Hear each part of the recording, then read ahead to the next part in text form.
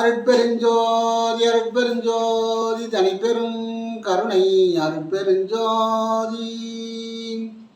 நாம் அமர்ந்துள்ள இடத்தை சுற்றிலும் நல்ல தெய்வீக அருளாற்றலே நிரம்பியுள்ளன. தெய்வீக அருளாற்றல் அலையலையா பாய்ந்து எங்கள் உடலையும் உள்ளத்தையும் தூய்மையடைய செய்கிறது என்று நாங்கள் உணர்கிறோம். எல்லா சித்தருடைய ஆற்றலும் எல்லா சாதுக்குடி ஆற்றலும் எல்லா கிரகங்களுடைய ஆற்றலும் இங்கே நிரம்பியுள்ளன. எல்லா கிரகங்களும் எல்லா சித்தர்களும் எங்களுடைய உற்ற சகோதரர்கள், உற்ற நண்பர்கள். வெறுப்புகளை மறந்து நன்மையை செய்வாயாக. சார் உலகவாதனை தவிர்த்தவர் உள்ளகத்தே, சார் உலகவாதனை தவிர்த்தவர் உள்ளகத்தே, சத்தியமாய் அமர்ந்தருளும் உத்தம சற்குருவை, சத்தியமாய் அமர்ந்தருளும் உத்தம சற்குருவை நேர் உறவே எவராலும் கண்டுகொள்வதற்கு அரிதாம், நேர் உறவே எவராலும் கண்டுகொள்வதற்கு அரிதாம். நித்திய வான்பொருளை எல்லா நிலைகளும் தானாயி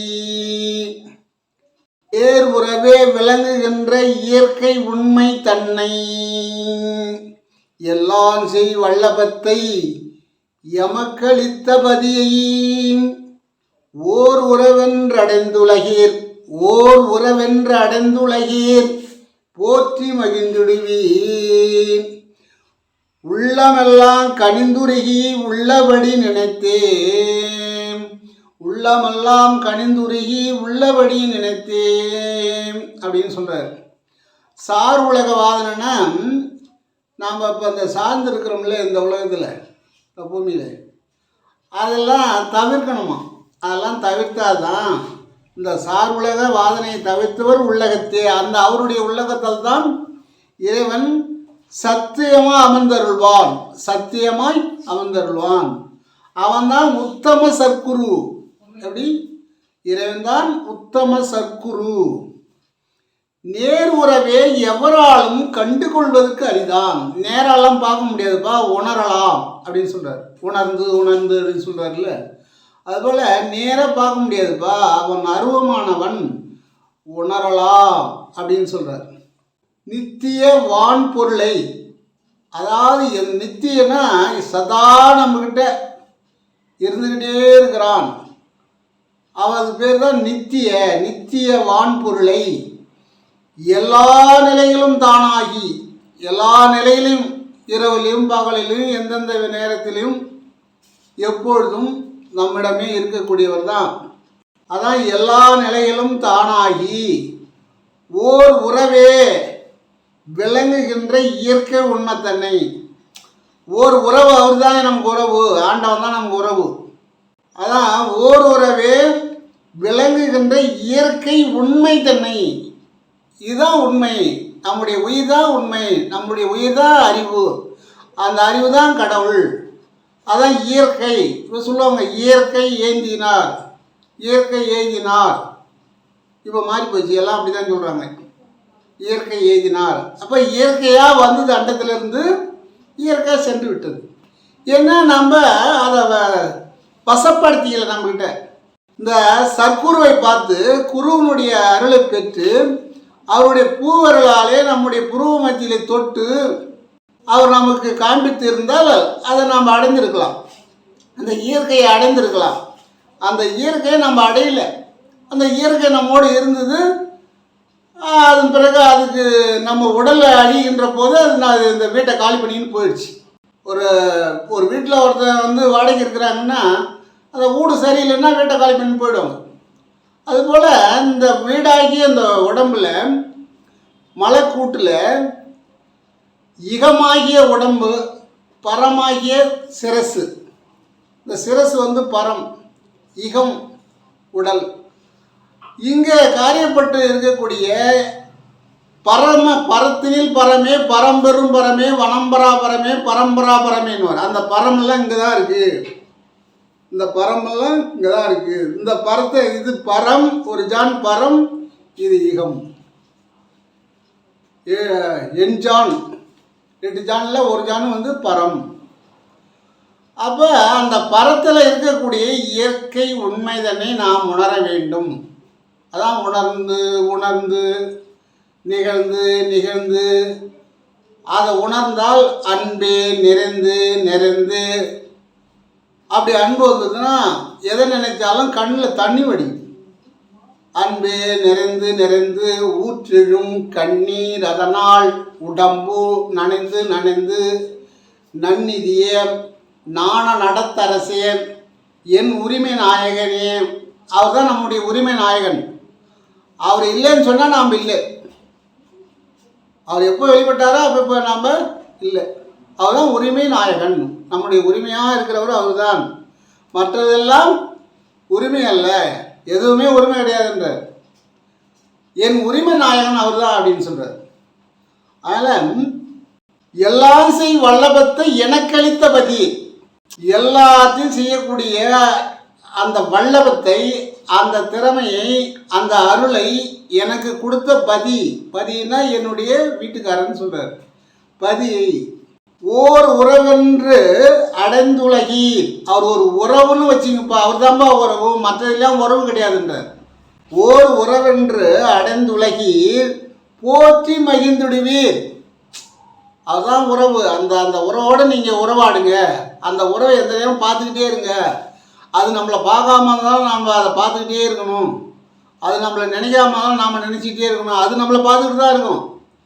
அது நம்மளை பார்த்துக்கிட்டு இருக்கிறதால தான் இப்போ மூச்சு காற்று நம்ம இழுத்துக்கிட்டா இருக்கிறோம். அதுவாக போகுது, அதுவாக வருது. நம்ம சாப்பிட்றோம், நாமளா செரிக்க வைக்கிறோம், அதுவாக செரிக்குது. அப்புறம் மலை செல உபாதைகளை அதுவே செய்யுது. அப்புறம் வேர்வே தள்ளுது, இந்த உடலில் இருக்கிற அமிர்தத்தை உண்டாக்குது. இவ்வளவும் உள்ளே இருக்கக்கூடிய ஒரு இயற்கை உண்மை தன்னை, அந்த இயற்கையை நாம் ஒரு உறவென்று அதோடு உறவு கொள்ள வேண்டும். உள்ளமெல்லாம் கனிந்து உருகி உள்ளபடி நினைக்கணும் அப்படின்றார். உள்ளமெல்லாம் கனிந்து உருகி, கனிந்துனா பழம், ஒரு பழம் இருக்குன்னா பழுத்துதுன்னா அதில் நல்ல ஒரு சுவை இருக்கும். அதுபோல் உள்ளமெல்லாம் கனிந்துருகி உள்ளபடி நினைத்தே, அதாவது உள்ளபடி 100% உள்ளபடி அப்படியே நினைக்கணும். நடக்குமோ நடக்காதோ அப்படின்ற அவநம்பிக்கையில் இருக்கக்கூடாது அப்படின்றார். இப்படி இருப்பவர்கள் யாராக இருந்தாலும் அவர்களுக்கு எந்த நோயும் அணுகாது. நோய் என்பது பூர்வ ஜென்ம புண்ணியத்தில் வரக்கூடியது. ஆகினாலே புத்திரபாக்கியம் என்ற ஒரு நோய் அப்பொழுதே பறந்துவிடும் அப்படின்றார். எப்படி? அந்த இறைவனோட நீ நேராக உறவாடினா இந்த புத்திரபாகின்ற நோய், அப்புறம் அஷ்டகர்ம நோய்கள் இதெல்லாம் வராது அப்படின்றாரு. அப்போ இறைவன் எங்கே இருக்கிறான்னு கேட்டால் வித்தினில் வித்தாய் வித்ததில் வித்தாய் அப்படின்றார். ஒரு விதையினுள்ள ஒரு மரமே அடங்கியிருக்குது.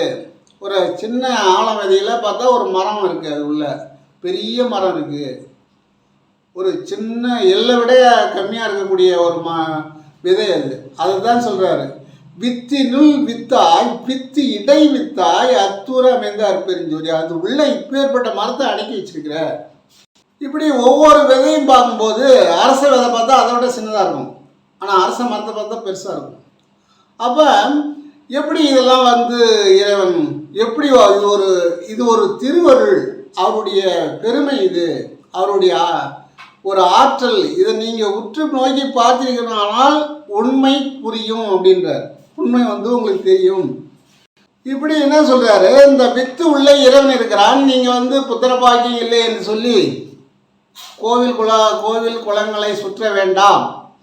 கோவில் என்பது ஏதடா, குளங்கள் என்பது ஏதடா, கோவிலும் மனதுள்ளே குளங்களும் மனதுள்ளேனார். அப்போ மனசுள்ளதான் குளம் இருக்குது, கோயில் இருக்குது. ஏற்கனவே நிறைய சொல்லியிருக்கூடாது. அதனால் கோவில் என்பது நம்ம உடம்பு தான். இந்த ஊன் உடல் தான் ஆலயம்னு நம்ம நினச்சிட்டோம்னு சொன்னால் இங்கே தான் பரம் இருக்குது, சுத்தவெளி இங்கே தான் இருக்குது அப்படின்றத நம்ம உணர்ந்து விட்டால் இந்த வித்தினுள் இருக்கக்கூடிய இறைவன், ஒவ்வொரு வித்திலையும் இறைவன் இருக்கிறான்.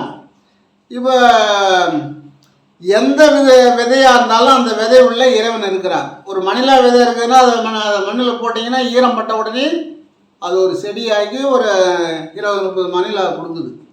அப்போ என்னங்கிற இவ்வளோ ஒரு 20-30 மணிலாவையும் அந்த செடியும் ஒரு மல்லாட்டு பயிர் உள்ளே அடக்கி வச்சிருக்கிறான் இறைவன்.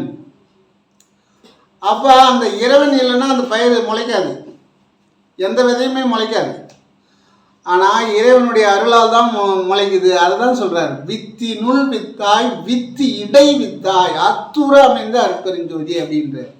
இந்த வித்து உங்கள் சக்தி உங்களுக்கு உடல்நிலையை கம்மியாக குறைஞ்சிருந்து இருக்குமானால் உங்களுக்கு புத்திர பாக்கிய தோஷம் உண்டாகலாம். அப்படி உண்டாகும் காலத்தில் நீங்கள் முருங்கை விதைன்னா அந்த ஒரு விதையை எடுத்து போட்டிங்கன்னா பெரிய முருங்கை மரமே கிளம்பிடும். அந்த முருங்கை விதையில் பரத்தினுடைய ஆற்றல் இருக்கிறது, இறைவனுடைய ஆற்றல் இருக்கிறது, அருள் இருக்குது அதில். அந்த முருங்கை விதை, முந்திரி விதை, முந்திரி ஒரு விதை, அந்த முந்திரி பயிர் அப்படியே காய வச்சு போட்டாங்கன்னா ஒரு செடி முளைச்சிடும், பெரிய மரம் உண்டாகும், நிறைய காய் காய்க்கும். அப்போ இது போல் இருக்கக்கூடிய வித்து உள்ள விதைகளை நீங்கள் சாப்பிட வேண்டும் அப்படின்றார். எப்படின்னா வித்து உள்ளதான் இறைவன் அடங்கியிருக்கிறான். அந்த வித்து சாப்பிட்டா தான் உங்களுள்ள அந்த புத்திரபாக்கியம் உண்டாகும் அப்படின்றார். அப்புறம் வெங்காய விதை பார்த்தீங்கன்னா ரொம்ப சின்னதாக இருக்கும். வெங்காய விதை சின்னதாக இருக்கும். வெங்காய விதை, அரசன் விதை, ஆலம் விதை, இந்த 6 பொருளையும் பசு நெய்யில் வறுத்து தனித்தனியே அரைத்து பிறகு ஒன்று சேர்த்து 200 கிராம் பனை வெல்லத்தில் பாவுபதமாக காய்ச்சி அதிலே இந்த அரைத்த விழுதுகளை இட்டு நூல் பதத்தில் இறக்க வேண்டும் அப்படின்றார். நூல் பதத்தில் இறக்க வேண்டும். அப்படி இறக்கி காலை மாலை ஆகாரத்துக்கு பிறகு ஒரு 10 கிராம் அளவு சாப்பிட வேண்டும் அப்படின்னு சொல்கிறார். அவர் பழங்கணக்கு சொல்கிறார். பழங்கணக்கெல்லாம் நமக்கு இப்போ புரியாது. ஒரு பழம்னா 10 கிராம்னு சொல்கிறாங்க. அதனால் 10 கிராம் தான் இப்போ நமக்கு இப்போ நடைமுறையில் இருக்குது. அதனால் நம்ம 10 கிராம் அளவு சாப்பிட வேண்டும் அப்படின்னு சொல்கிறார். சாப்பிடும் காலத்தில் பாதாம் பிஸ்தா முந்திரி இந்த விதையை தனியாக வறுத்து அதில் மஞ்சத்தூள் சிறிது சேர்த்து நாட்டு பசும்பாலில் நல்லா காய்ச்சி அதை இரவு நேரத்திலே சாப்பிட வேண்டும்னு சொல்கிறார். இப்போ நாட்டு பசும்பால் கிடைக்காது, நாட்டு மாடெலாம் இல்லை. இப்போ சாதா இருக்கிற மாட்டுக்கிட்ட இப்போ இருக்குது அந்த மாட்டுப்பால் வாங்கினாலே போதும், பாக்கெட்டு பால் சேர்க்கக்கூடாது. அவர் என்ன சொல்கிறாரு, சதா இருவரும் இந்த குழந்தை பாக்கியம் வேண்டும் என்பவர்கள் சதா இருவரும் இறை சிந்தனையோடு இரக்கமாக இருங்கள். இரக்கம் உள்ள இடத்துல தான் ஈரம் உள்ள இடத்துல விதை முளைக்கும். அண்டத்திலிருந்து வரக்கூடிய விதைகள் எல்லாம், காற்றிலே வரக்கூடிய விதைகள் எல்லாம் இறைவனுடைய அருளால் பூமியை அடைந்து ஈரப்பதம் உள்ள இடத்தில் காடுகளாக தோன்றுகின்றன. பலவிதமான மரங்கள் காடுகளாக வருவதற்கு இதுவே இறைவனுடைய அருள். அங்கே ஈரம் இருப்பதால் அது உருவாகிறது. மலை மீதும் ஈரம் இருந்தால்தான் மரங்கள் வளரும். ஈரம் இல்லாத இடம் வெறும் மலையாகத்தான் இருக்கும். ஒரு மலையை பார்த்தீங்கன்னா எந்த இடத்துல ஈரம் இல்லாத இருக்குதோ அந்த இடம் வெறும் மலையே தெரியும், அழகாக மலை தான் தெரியும், செடியெலாம் இருக்காது. அதில் வெறும் கல்லாக இருக்குது மலை அப்படின்னா அதில் ஈரம் இல்லை, சருளாக உடைந்து போகுது, ஈரமே அங்கே இல்லைன்னா அங்கே செடியும் முளைக்காது. நீங்கள் பழனி மலையில் கூட பின்பக்கம் கிழக்கு பக்கம் பார்த்தீங்கன்னா மரமே இருக்காது. அதுபோல் தெற்கு பக்கம் பார்த்தீங்கன்னா மரம் இருக்காது. அதே போல் மேற்கு பக்கம் கொஞ்சம் மரம் இருக்குது, மேற்கு வடக்க மரம் இருக்குது. அப்படி ஏன்னு கேட்டால் அது செங்குத்தான மலைன்றதுனால கல் மலை, அது பூரா கல், மண்ணு மலை கிடையாது. இதில் மலையிலே 2 விதம் இருக்குது, மண்ணு மலை இருக்குது, கல் மலை இருக்குது. இது கல்லுன்றதுனால இதுக்கு எந்த இடர்பாடும் வராது. இயற்கையால் நிலச்சரிவு அதெல்லாம் வராது. ஏன்னா அந்த காலத்தில் சித்தர்கள் அமைக்கின்ற ஆலயங்கள் எல்லாம் திட்டமாக தான் அமைப்பார்கள். காற்றாலே, புயலாலே, ககன மதலாலே, கூற்றாலே, கொடுஞ்செயலாலேன்னு சொல்லுவார். அது மாதிரி காற்று, மழை, நெருப்பு, இடி, மின்னல் இதெல்லாம் அதை தாக்க முடியாது, தாக்காத அளவுக்கு கட்டுவாங்க. இயற்கையால் சீற்றம் வரக்கூடாது. அது மாதிரி அந்த மாதிரி ஒரு இரக்கம் இருந்தால்தான் உங்களுக்கு புத்திர பாக்கியம் உண்டாகும். ஈரமிலா நெஞ்சத்தார்க்கு ஈர்ந்த உபகாரம் அப்படின்னு சொல்லுவாங்க. நீர் மேல் எழுத்திற்கு நேர்னுவாங்க. தண்ணியில் எழுதுனா நிற்குமா? நிற்காது. அப்போ ஈரம் இருக்கணும். யாரே எண்ணினும் இறங்குகின்றாருக்கு சீரே அளிக்கும் சிதம்பர சிவமே அப்படின்னாரு. சிதம்பரம்னா எங்கே இருக்குதுன்னு கேட்டால் சிதம்பரம் இந்த புருவம் அதுதான் சிதம்பரம். இந்த சிதம்பரத்தை கீழே வீதியில் போகாமல் மேலே வீதியில் வாருங்கள் அப்படின்னு பரிபாஷையில் சொல்கிறாங்க. நாம் சிதம்பரத்தில் கீழே வீதி இருக்குது, மேலே வீதி இருக்குது, வடக்கு வீதி இருக்குது, மேற்கு வீதி இருக்குது. இப்போ இவங்க என்ன சொல்கிறாங்க, சிதம்பரத்தில் கீழே வீதியில் செல்லாமல் மேலே வீதியில் செல்லவும் அப்படின்னு சொல்கிறாங்க. அது என்னன்னு கேட்டால் சிதம்பரம் என்றது புருவ மத்தி. இந்த புருவத்தில் உள்நாக்கு மேலே ஏறினா மேலே வீதி, உள்நாக்கு கீழே போனால் நுரையீரலுக்கு காற்று போயிடுச்சுன்னா அது கீழே வீதி. அப்போ இகத்தில் தான் நீ இருக்கிற, பரத்துக்கு போகல. பரத்துக்கு போனால் தான் நீ அனைத்து வெற்றியும் பெற முடியும்.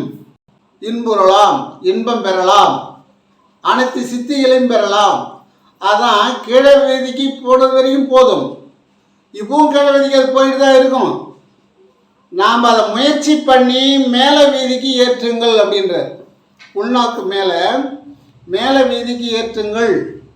சிதம்பரம் என்பது இந்த இடம், பொட்டு வைக்கக்கூடிய இடம்.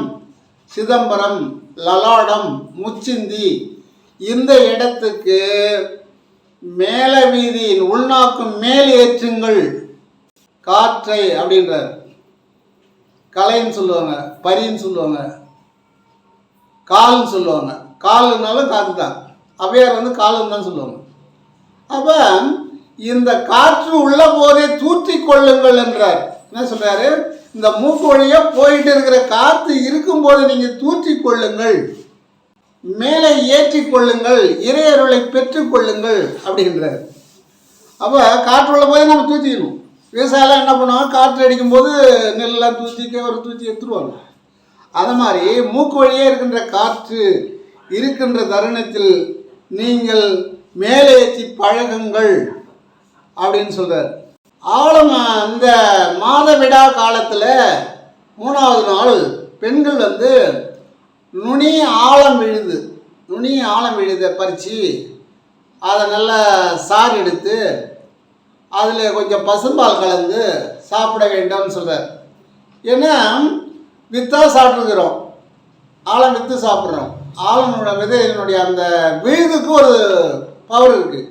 ஏன்னா மரத்தை விட விழுது வந்து திறமாக பூமியில் இறங்கி அந்த மரத்தை காப்பாற்றக்கூடியது அந்த விழுது, ஆழம் விழுது. அந்த ஆழம் விழுதை வந்து அந்த நுனி பாகத்தை எடுத்தோம்னு சொன்னால் அது கொஞ்சம் நைஸாக இருக்கும்.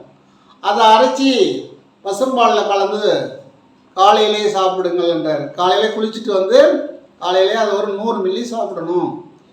இப்படி ஆண்கள் வந்து அரசன் இலையை அரைத்து பசும்பாலே சாப்பிட வேண்டும். அப்படி அது ஒரு வாரம் வில்வ இலையை அரைத்து சாப்பிட வேண்டும் அப்படின்ற. அதுவும் பசும்பாலில் தான் சாப்பிடணும். வில்வம் வந்து இருவருமே சாப்பிடலாம் அப்படின்றார். அரசியலையும் இருவரும் சாப்பிடலாம். ஏன்னா ஆற்றல் அதிகமாக கொடுக்கிறது அரசியலை தான். அரசியலை வந்து பரத்துலேருந்து ஆற்றல் அதிகமாக இருக்கக்கூடியது அரசியலை. அதனால் நீங்கள் அந்த அரசியலையும் இருவரும் சாப்பிடலாம். இப்படி சாப்பிட்டு வந்தாலும் இறைவனுடைய அருள் தேவை அப்படின்றார். இறையருள் தேவை. அப்போ யாருக்காவது ஒரு வேலை முடியாதவர்களுக்கு ஒரு உபகாரம் செய்ய வேண்டும். அது உணவு கொடுக்குறீங்களோ எது கொடுக்குறீங்களோ ஏதோ அவங்க மனம் மகிழ அளவுக்கு செய்ய வேண்டும். ஆதரவற்றவங்களுக்கு, முடியாதவர்களுக்கு அப்படி ஒரு உதவி செய்யுங்க. ஏன்னு கேட்டால் நீங்கள் முன்பிறப்பில் கருமையாக இருந்திருந்தாலும் இந்த தோஷங்கள் வரலாம் அப்படின்றார். கொடிய நோய், புத்திரபாக்கிய தோஷம் வரதெல்லாம் வந்து அப்போ அது முன் சென்மத்தினுடைய கூறு தான் அப்படின்றார். அதனால் இதை நீங்கள் செய்ய வேண்டும். தயா வந்து யாருக்கும் கெடுதல் செய்யாது இருக்க வேண்டும், தயவாக இருக்க வேண்டும் அப்படின்றார். அப்படி கெடுதல் செய்யாமல் இருப்பீர்களானால் நீங்கள் வெற்றி பெறுவீர்கள் அப்படின்றார். ஏன்னா நான் மருந்து சாப்பிட்டா அது மட்டும் நல்லா இருக்கணும் கிடையாது. மருந்து சாப்பிட்டாலும் இறைவனுடைய அருள் வேணும். அவதான் சொல்கிறார். பெண்ணில் ஆணும் ஆணில் பெண்ணும் அன்னூர் அமைந்த அற்பெருஞ்சோதி. பெண்ணுள்ளே இறைவனுடைய அருள். ஆணுடைய தன்மை பெண்ணில் இருக்கு, பெண்ணுடைய தன்மை ஆணில் இருக்கு. அங்கே அமர்ந்திருக்கக்கூடியவர் இறைவன் தான். பெண்ணினில் ஆணும் ஆணினில் பெண்ணும் அன்னூர் அமைந்த அற்பெருஞ்சோதி. பெண் காந்த சக்தின்னு சொல்லுவாங்க. பெண்களுக்கு மட்டும்தான், மனிதர்களுக்கு அவங்களுக்கு காந்த சக்தி இருக்கிறது. பெண்கள் மட்டும் அழகாக இருப்பார்கள் அப்படின்னு சொல்றார். ஏன்னா பெண் திரள் புறத்தும் ஆண் திரள் அகத்தும் அன்னூர் அமைந்த அற்பெருஞ்சோதி. ஆணுக்கு இந்த அவனுடைய அகம், அவனுடைய மனசில் ஒரு பயம் இருக்காது, வீரம் இருக்கும், எதை கண்டும் பயப்பட மாட்டான். அங்கே அகத்தில் அவனுக்கு அழகு இருக்கும், இவங்களுக்கு புறத்தில் அழகு இருக்கும். அதனால்தான் அவங்களுக்கு காந்த சக்தி அதிகமாக இருக்கும். அதுதான் பெண் திரள் புறத்தும் என்று சொல்கிறார். அது சொல்றாரு, வள்ளல் பெருமான் சொல்றார், பெண் திரள் புறத்தில் தான் இருக்கு அப்படின்றார். இந்த காந்த சக்தியால் தான் அவர்கள் நல்ல முறையிலே வாழ்வதற்கான ஈர்ப்பு சக்தி இருக்கிறது அப்படின்னு சொல்றார். ஈர்ப்பு சக்தி உண்டாகுமா? ஆனால் மனிதனை தவிர விலங்குகளை பார்த்தால், இப்போ விலங்குகளை பார்த்தா ஆண்கள் தான் அழகாக இருக்கும். இப்போ சேவல் ஆண், அது அழகாக இருக்கும். மயில் ஆண் மயில் அழகாக இருக்கும். சிங்கம் ஆண் சிங்கம் அழகாக இருக்கும். கிளி ஆண் கிளி அழகாக இருக்கும். இப்படி விலங்குகள் பறவைகளை பார்த்தா ஆண்களை தான் அழகாக இருக்கும். ஆனால் மனிதர்களை பார்த்தா பெண்கள் தான் அழகாக இருப்பாங்க. ஆணை விட பெண்ணு தான் அழகாக இருப்பாங்க. அதுதான் பெண்ணினில் ஆணும் ஆணினில் பெண்ணும் அன்னூர் அமைந்த அற்பெருஞ்சோதி. இப்படி மாற்றி மாற்றி அமைச்சிருக்கிறாரு அப்படின்னு சொல்கிறார். இப்போ கருப்பை மூலமாக முட்டையில் இருந்து வரக்கூடிய உயிரினங்கள் இருக்கிறது. ஆனால் உயிர் உற்பத்தி ஆகிறது என்பது வேர்வை மூலமும் ஒரு உயிர்கள் உற்பத்தி ஆகும் அப்படின்னு சொல்கிறார். இப்போ கர்ப்பப்பை மூலமாக சில விலங்கினங்கள் வருகிறது, மனிதன் வருகிறான். முட்டை மூலமாக பறவைகள் வருகிறது. ஆனால் அதே முட்டையிடாமல் ஒரு பறவை இனம் குட்டி போடும், பூமியில் உட்காராது, பூமியில் படுக்காது, ஆனால் மரத்திலே தான் இருக்கும், மழை ஜலம் கழிக்காது. ஆனால் குட்டி மட்டும் போடும், முட்டையிடாது. அதுவும் ஒரு பறவை தான். இப்படிலாம் இறைவன் எப்படி படைச்சிருக்கிறான் பாருங்க. ஒரு பறவையாக இருந்து அது குட்டி தான் போடுது. அந்த குட்டி போட்டுதுன்னா அதுக்கு பால் ஊட்டும், பால் கொடுக்கும். ஆனால் அந்த குட்டி உடனடியாக பறக்கும், அது போய் மரத்தை கவ்விக்கொள்ளும். அதுவும் பூமியில் உட்காராது, தண்ணி குடிக்காது, பூமியில் உட்காராது. இப்படி ஒரு பறவை இருக்குது. ஒரு பறவை என்ன செய்யும்? ஆகாயத்தில் பறந்துக்கிட்டே போகும், ரொம்ப தூரத்துக்கு போகும். தூரத்தில் போய் ஈர்ப்பு சக்தி இருக்கிற இடம் அதுக்கு தெரியும். பூமியினுடைய ஈர்ப்பு சக்தி எங்கே இருக்குதோ அங்கே போய் முட்டையிடும். எங்கே இடும்? அண்டத்திலே இடும், வெட்ட வெளியிலே இடும். எல்லா பறவைகளும் மரத்தில் இடும், அது அண்டத்தில் இடும். அண்டத்தில் இட்ட உடனே அது அந்த என்ன பண்ணும்? பூமியினுடைய ஈர்ப்பு சக்தியால் பூமிக்கு வரும், ஈர்த்துட்டு வரும். அங்கே வரும்போது சூரிய உஷ்ணத்தால் அந்த முட்டையானது பாதி வழி வருகின்ற பொழுது அது கரு உற்பத்தி ஆகி அங்கேயே குஞ்சு பொறிச்சு போகுது. பூமி அருகில் வரும்போது குஞ்சு பொறிச்சு போகுது. குஞ்சு பொறிச்சு பறக்கவும் ஆரம்பிச்சிருக்குது. பூமிக்கு அருகில் வரும்போது பறந்து போய் மரத்தில் உட்காந்து அதுவாக இறத்தி எடுக்குது. இப்படிலாம் இறைவன் படைத்திருக்கிறார் என்பதை நாம் உணர வேண்டும். ஆகாயத்தில் முட்டையிட்டு அது வருகின்ற வழியிலே குஞ்சு பொறிச்சு அது போய் இறை எடுக்கிற அளவு செஞ்சுட்டான். அதே போல் ஒரு மாடு கன்று போடுதுன்னு சொன்னால் அந்த கன்று ஈன்றும் பொழுது அதனுடைய குழம்பு நல்லா வெயிட்டு நல்லா இருக்கும், ஸ்ட்ராங்காக இருக்கும். அது மேலே இருக்கிற அந்த இதெல்லாம் கொஞ்சம் கிள்ளி விட்டாங்கன்னா அது எப்பேற்பட்ட வெயிலில் போனாலும் பொடியில் போனாலும் அதுக்கு சுடாது. அதுக்கு அந்த முள் செடி அந்த இதெல்லாம் சிலது பொக்காது காலில். அதான் இறைவன் அப்படி ஒரு குதிரைக்கு மாட்டுக்கு இப்படி அமைச்சிருக்கான். அப்போ இறைவன் என்பது எவ்வளோ ஒரு பெரிய விஞ்ஞானத்தில் பெரிய விஞ்ஞானி அவர் தான். நாம் அதில் கால் பங்கு தான் நம்ம விஞ்ஞானிகள். அப்போ விஞ்ஞானத்தை விட மெய்ஞானம் பெரியது, மெய்ஞானம் தான் பெரியது.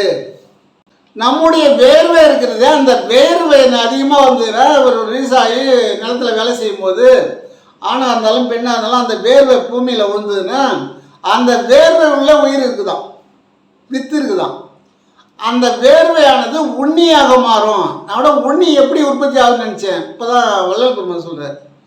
அந்த வேர்வை தான் உண்ணி உருவாகுது. அந்த வேர்வை தலையிலேயே அதிகமாக இருந்தால் பேன் உருவாகுது. பேன் வந்து வேர்வையில் தான் உருவாகும். இப்போ வேர்வையில் வந்து அதான் பாரினில் வேர்வையில் பையினில் முட்டையில் 6 உயிர் அமைத்த அற்பெருஞ்சோதி. கர்ப்பப்பையில ஒரு உயிர் அமைக்கிற, முட்டையில் ஒரு உயிர் அமைக்கிற, வேர்வையில் ஒரு உயிர் இருக்குது. வேர்வையில் வந்த உயிர் உண்ணி பேன் வருது. அதான் ஈஸ்வரன் வந்து வேர்வையை சிந்து எடுத்து போட்டார். அது போட்டது 6 துளியாக வந்தது, 6 முகங்கள் ஆச்சு. அதுதான் 6 முகம் முருகப்பெருமான்னு சொல்லுவாங்க.